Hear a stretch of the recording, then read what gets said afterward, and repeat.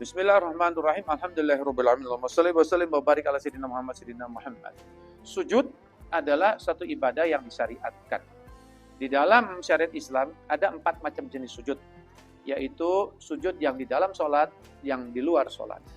Sujud yang di dalam sholat adalah sujud saat kita sholat itu sendiri, yaitu kita sholat sunnah, sholat fardu, dan sebagainya. Ya.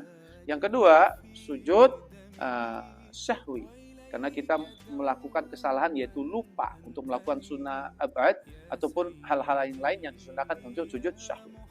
Ketiga, sujud yang di dalam sholat adalah sujud tilawah, yaitu sujud tilawah, yaitu kita membaca Quran, di situ ada ayat sajdah, maka kita disunahkan sujud tilawah. Atau sujud tilawah bisa juga dilakukan di luar sholat, kalau kita membaca Quran dan kita menemu yaitu ayat-ayat sajdah, maka kita disunahkan sujud tilawah. Baik orang yang mendengarkan juga. Seperti itu. Nah, ada sujud yang keempat, yaitu adalah sujud syukur. Sujud syukur tersebut atas kenikmatan yang diterima oleh kita, kenikmatan dari Allah Subhanahu wa taala yang kita terima, ini disunahkan hanya di luar sholat saja. Kalau kita melakukan sujud syukur di dalam sholat, maka batalah sholat kita. Nah, bagaimana sebab-sebab kita disunahkan sujud syukur? Yang pertama, kalau pertama kita yaitu adalah mendapatkan kenikmatan yang di luar dugaan, yang sangat besar sekali. Seperti seorang suami istri sudah menambahkan datangnya anak. Tiba-tiba setelah beberapa tahun nunggu, dia diberikan karunia, kabar gembira kalau istrinya hamil, maka dia sujud syukur. Atau ada yang misalnya seseorang yang naudzubillah mendalik, sakitnya sangat sulit disembuhkan oleh ilmu medis, tapi tiba-tiba karena izin Allah sakitnya disembuhkan oleh Allah, maka sunnah sujud syukur dan yang lainnya. Nah, lalu berikutnya, sebab sujud syukur kedua, yaitu kita terlepas dari suatu musibah yang mengancam nyawa kita ataupun luka yang sangat parah. Seperti orang yang berkendaraan kecelakaan, tiba-tiba kita ini selamat dari kecelakaan, tidak kena apapun. Sunnah sujud syukur. Ketiga, sebab sujud syukur, kalau kita melihat ada orang fasik yang melakukan dosa terang-terangan, tidak malu kepada Allah, maka kita dalam keadaan taat, maka kita disunahkan sujud syukur kepada Allah. Yang keempat, yaitu kalau kita melihat, minta maaf, seseorang yang bukan kurang sempurna fisiknya, yaitu cacat mental, atau mohon maaf, waktu bilang dalik, tangannya buntung dan sebagainya, melihat orang gila dan sebagainya, kita dalam keadaan sehat, afiat, tidak kurang apapun, maka kita disunahkan sujud syukur. Tapi sujud syukur kita yang nomor 4 tersebut tidak disunahkan untuk di hadapan orang-orang tersebut. Seperti itu. Lalu bagaimana cara melakukan sujud syukur tersebut? Yaitu sujud syukur yang kita lakukan itu kedudukannya sama seperti kita akan sholat, yaitu dalam keadaan berwudu, menutup aurat, menghadap kiblat. Seperti itu. Ya. Pertama yang kita lakukan setelah itu semua terpenuhi, kita melakukan niat.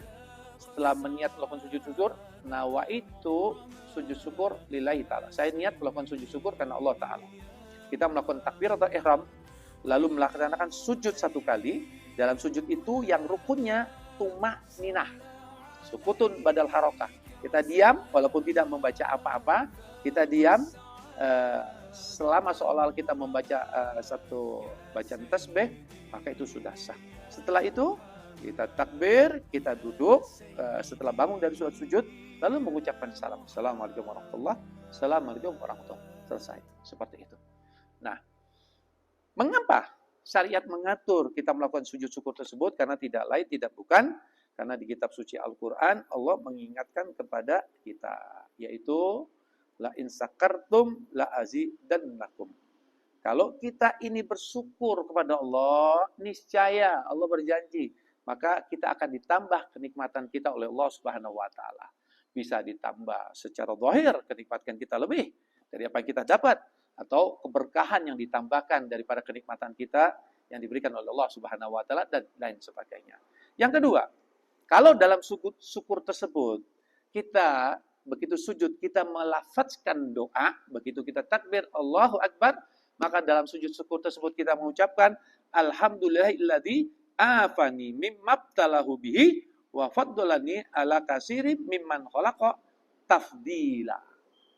Segala puji bagi Allah yang telah menjauhkan dari apa yang dia derita dan yang telah mengutamakanku atas banyak dari makhluknya dengan keutamaan yang luar biasa, maka kalau kita ucapkan itu, maka kita tidak akan terkena musibah yang kita lihat, kita saksikan selamanya. Tentu bacaan tersebut karena ini kedudukannya seperti sholat, tentu bacaannya harus dengan bahasa Arab.